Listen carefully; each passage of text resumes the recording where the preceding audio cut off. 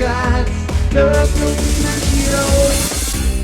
welcome back. This is the next review of the reaction figures by Super7 for ThunderCats, and this time I'm going to take a look at both sets of the LJN releases.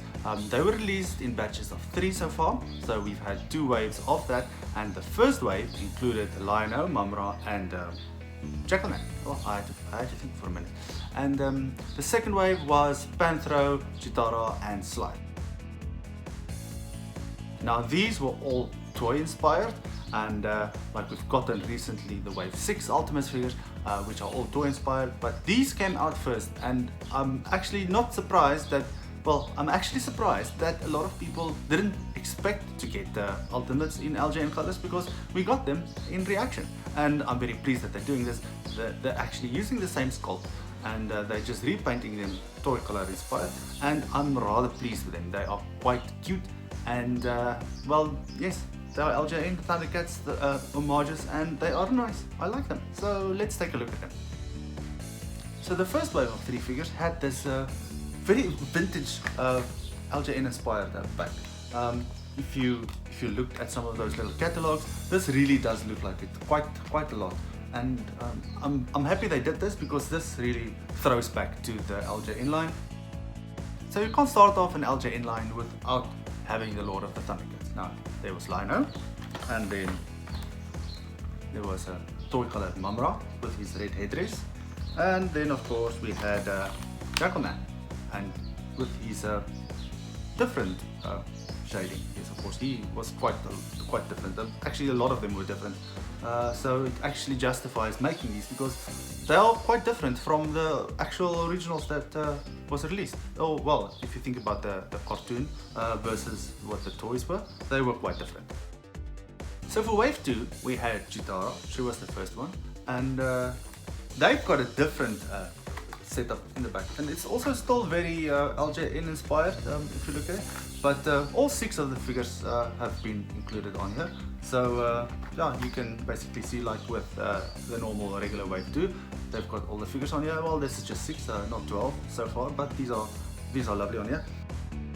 Then we obviously have Panthro. Now Panthro, I didn't think that Panthro was going to be so much different, especially if you consider he's blue, he's got tones of blue, but these are actually quite different if you look at the darkness of the blue and the skin tone, and of course his red eyes. Yes, that vintage toy had red eyes, and this is perfectly capturing that vintage toy.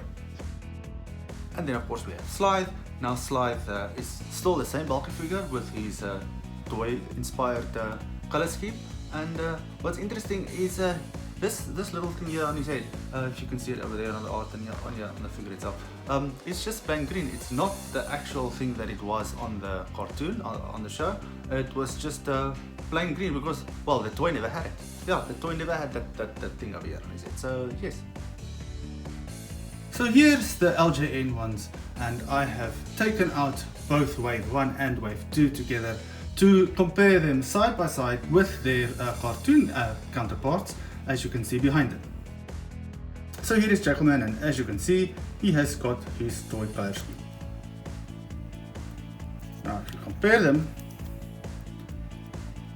this is the toy one, and then this is the cartoon one. Different colors indeed, so I think that this one will make quite an interesting LJN Ultimate. So here we have Mumm-Ra the Ever Living, and as you can see, we have got his toy colors on him, and his weapons finally actually work with this figure. We've got the dagger and we've got the sword of Plundar, and here he is side by side with the cartoon version. Now he shouldn't really have these weapons, but I guess that Super7 probably made these so that they can go with this one as well. Now the interesting thing is that he doesn't have a cape. No, he doesn't. This one does, but he doesn't. So here we have the LJN Slithe. Now this Slithe, like I said earlier, he doesn't have this painted thing that's on his head, this headdress. It's just painted over. It's still the same sculpt, but it's just painted over, which is quite interesting. And his axe has actually got a very silverish paint over here. Now I would have expected it differently, I suppose, but the toy had the silver, so I guess why not. And then here he is with the regular one. and you can see his axe color is a little bit different, the blade, and he has got this thing printed here. This one, no. Here is Panthro, and I am very pleased with this Panthro. This is such a cool looking figure. I love the colors, I love these red eyes on him, and I love these chains. I love it, I really do, and I do wish that the cartoon version had it, but I suppose that you can probably just put it on, and here they are side by side. You can see he is different tone. He is slightly different here. All of the blues are much lighter, and yeah, that's basically the only big difference between him. But he's got the big red eyes here. They're much smaller. And here is Lionel, the toy car version with the red hair, and he's got his red claw shield, and he's got his red sword of omens, the full extended one. He also comes with a surprise short version.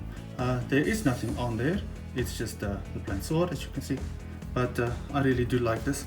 And here he is, side by side, with his normal version, the show cartoon one. And different blues, different color scheme for the skin tone, and also on the costume, as you can see, the edges got nice blue. Here it's just one plain color. Of course, you can look at the boots, they're also different. Obviously they look like they did with the toy. What I do think Super7 can still do with this is possibly release a different colored one with a hair and claw shield, an orange one. And I know that there was a release internationally with him having orange hair and him having more darker maroon hair, so I guess that's probably an option that Super7 could look at as a variant exclusive somewhere down the line if somebody would be interested in that. And last but not least, we have Cheetara, and she has got a very dark orange staff and the costume that the original toy had.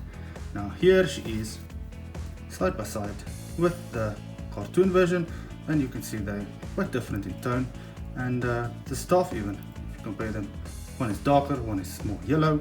So this is basically the cartoon versus the toy version, and I do like them both.